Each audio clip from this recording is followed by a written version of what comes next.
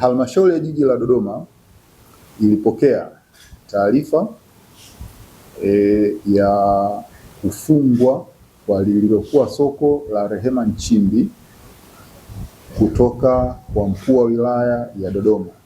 Baada ya wafanyabiashara kulalamikia eneo hilo kufungwa na wao kukosa sehemu ya kufanyia biashara zao.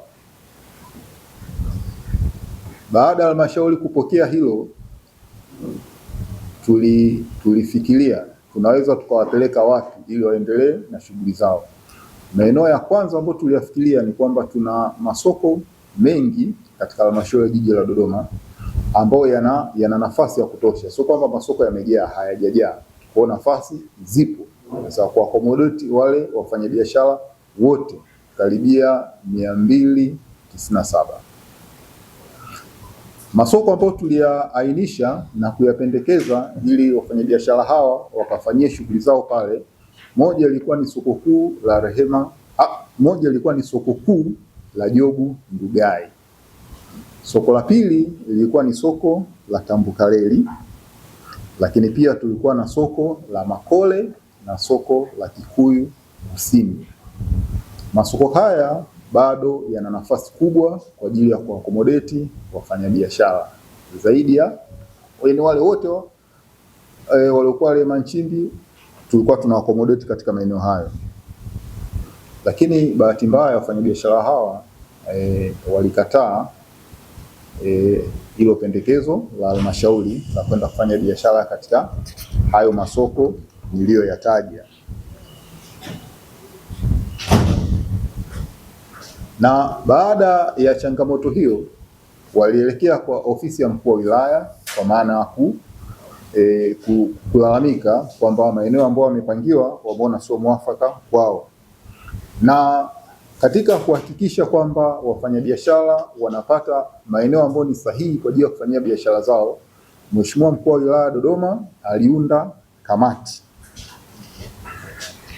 kamati shirikishi ambayo itakwenda sasa kujifunza au kustadi hiyo changamoto, lakini inakuja na majibu ya nini kifanyike ili hao wenzetu waweze kufanya shughuli zao katika mazingira ambayo ni rafiki na salama na ya kuaminika na yenye mvuto wa kibiashara kama alivyo maelekezo ya Mheshimiwa Rais na serikali yake ya Jamhuri ya Muungano wa Tanzania. Katika kamati hiyo ilikuwa na wajumbe 9 kutoka kwa viongozi wa wafanyabiashara hao waliokuwa katika soko la Rehema Nchimbi, lakini ilikuwa na wajumbe 4 kutoka ofisi ya mkuu wa wilaya na ilikuwa na wajumbe 5 kutoka ofisi ya mkurugenzi wa halmashauri ya Jiji la Dodoma. Baada ya kuundwa kamati hiyo, ilifanya vikao vya mara kwa mara baina ya viongozi wa wafanyabiashara, halmashauri, ofisi ya mkuu wa wilaya na vitu kama hivyo, lengo likiwa ni kutoka sasa na suluhisho la pamoja. Matokeo ya kazi ya kamati hiyo iliyoundwa. Kamati hiyo ilitembelea baadhi ya maeneo mengine ikiwemo hayo ambayo tuliyapendekeza awali na mengine ambayo kamati kwa ujumla wake na viongozi wa wafanyabiashara ambao waliona inafaa. Mapendekezo walioyaleta ilikuwa ni wafanyabiashara wapatiwe eneo lililopo Umonga. Eneo lipo mtaa wa Kitenge, kata ya Majengo, halmashauri ya Jiji la Dodoma. Ndugu wanahabari, eneo hilo lipo kati ya block namba 43 plot namba 44 upande wa kaskazini na block namba 45 upande wa kusini. Ni eneo la wazi.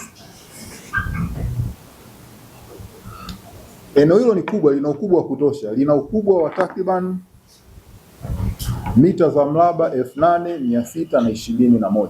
Kwa mtaona ni eneo ambalo ni kubwa kiasi cha kutosha, lakini kwa nao pafahamu pale Umonga ni eneo la kimkakati kwa maana ni accessible kwa usafiri wa kutoka na kwenda maeneo yote katika jiji letu la Dodoma. Ndugu waandishi wa habari, mpango wa uendelezaji wa eneo la Umonga ambapo ndo limependekezwa na kamati kwa ajili ya wafanyabiashara kuweza kufanya shughuli zao. Kama ilivyo ada, halmashauri ya jiji la Dodoma iliandaa mpango wa awamu mbili wa uendelezaji wa eneo hilo la Umonga. Mpango wa awamu ya kwanza ilikuwa itahusisha block moja la eneo ambalo wafanyabiashara lililokuwa soko la Rehema Nchimbi wataanza kufanya biashara zao kwa kujenga vibanda vya muda vyenye gharama nafuu. Yaani eneo lile tukaona katika mpango wa hayo maeneo mawili sasa, manake yani lote hatuwezi kufanya mpango wa pamoja wa kuliendeleza wakati hawa wanaendelea kufanya shughuli zao upande huu unaendelezwa, na baada ya kukamilika upande huu manake tunawahamishia upande ambao umeshaendelezwa, then upande ambao hujaendelezwa unaendelezwa. Kwa maana sasa awamu ya pili ya uendelezaji wa eneo hilo tumepanga itahusisha wafanyabiashara kuhama kwenye block iliyojengwa miundombinu ya kisasa na kupisha maeneo ya awali kwa ajili ya kupisha ujenzi wa miundombinu ya kisasa. Kama nilivyosema, eneo kama umeligawa sehemu mbili, manake sehemu ya kwanza ambayo wataanza kufanyia biashara zao, hii ya pili tunajijenga kisasa kwa maana ya kutoa sura halisi ya soko. Alafu baada ya hapo sasa tunahamia upande wa pili, upande wa kwanza nao unaboreshwa mazingira yake. Na kwa hatua za awali ambazo zilifanyika pale ni ili wafanyabiashara kuanza kufanya shughuli zao, eneo lile lilikuwa halina choo kwa maana hapakuwa na huduma ya choo. Halmashauri ikajenga choo cha kisasa pale kwa ajili ya kuweza kutoa huduma ya choo kwa wafanyabiashara ambao wamepanga kufanya shughuli zao katika eneo lile. Lakini ulikuwa ukiliangalia awali ilivyokuwa, lilikuwa linatuamisha maji na vitu kama hivyo. Kwa halmashauri ilipeleka kifusi na kuweza kulisawazisha ile eneo ili basi hata kama kutakuwa kuna maji yasituame, yaweze kutiririka kwenda kwenye mitaro. Katika utaratibu wa ugawaji wa eneo hilo, halmashauri ili wataarifu wafanyabiashara kwamba ugawaji wa eneo hilo utazingatia mambo kadha wa kadha. La kwanza ilikuwa ni awamu ya kwanza watagawiwa wafanyabiashara ambao walikuwa wakifanya shughuli zao katika eneo kwa kupitia orodha ambayo ilihakikiwa na kamati. Tunajua baada ya kuundwa kamati, manake miongoni mwa majukumu yake ilikuwa ni kuhakiki wafanyabiashara hao, ili isitokee sasa kwamba tumetoka huko wafanyabiashara tukiwa 10 ila tukija huku tuko 18. Kwa hiyo ilikuwa ni lazima kwanza uhakiki ufanyike ili kupata ile takwimu au ile taarifa ambayo ni sahihi.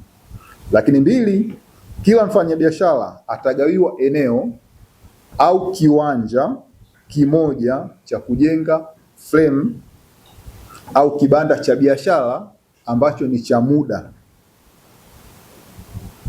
Na vibanda hivyo tukasema vyote vitakuwa vinafanana, vina ukubwa unaolingana, kwa maana mita 3 kwa 3. Lakini tatu, wafanyabiashara ambao walikutwa hawafanyi biashara na maeneo yao walikuwa hayajamaliza vibanda vyao, kwa maana haya tumezoea kuita mapagale katika hilo eneo, hawatahusika kwa ugawaji wa awamu ya kwanza kwa sababu walikuwa hawafanyi biashara. Yaani awamu ya kwanza tutatoka wale ambao walikuwa wanafanya biashara kwanza tumalizane nao ili tusitengeneze taharuki isiyo ya lazima. Kwa hiyo hatukutoa room kwa wale ambao walikuwa hawafanyi biashara kwamba baada ya kuona huku kuna fursa ili nao wahamie huku, alafu wale ambao walikuwa wanafanya biashara ambao walilengwa kabisa wakose sehemu. Lakini katika uhakiki wa ile kamati ni kwamba kulikuwa kuna wafanyabiashara ambao walikuwa wanamiliki vibanda zaidi ya kimoja.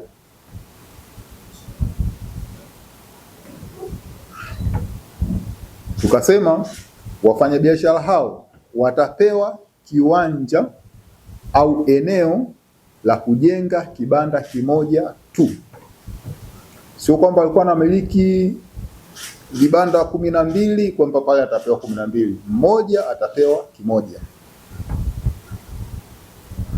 Na msisitizo ni kwamba ni vibanda vinavyojengwa pale, wanavyojenga pale ni vya muda, sio vya kudumu.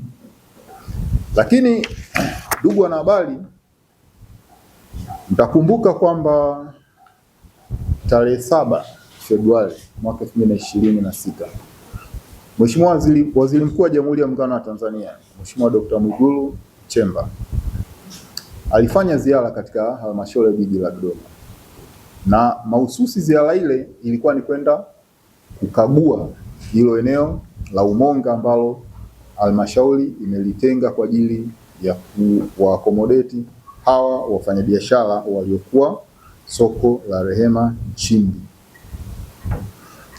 Akiwa katika eneo hilo, Mheshimiwa Waziri Mkuu alipokea taarifa ya halmashauri ya jiji la Dodoma kuhusiana na uendelezaji wa hilo eneo, kwa maana alipata mikakati ya halmashauri ya kuliendeleza, lakini pia na michoro ambayo ilikuwa imependekezwa kwa ajili ya ujenzi kwa ajili ya eneo hilo kwa accommodate wafanyabiashara. Na katika hilo Mheshimiwa Waziri Mkuu pamoja na mambo mengine alitoa maelekezo kadha wa kadha ambayo yanatakiwa yatekelezwe na halmashauri yetu ya jiji la Dodoma, lakini na wafanyabiashara wale kwa umoja wao.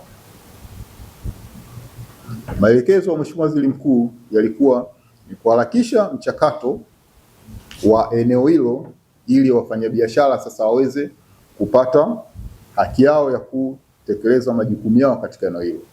Lakini mbili, aliagiza wafanyabiashara katika eneo hilo au ambao wamekusudiwa wote kupewa mikataba ya wazi na inayoeleweka kwa pande zote ya wao kuwa katika eneo lile.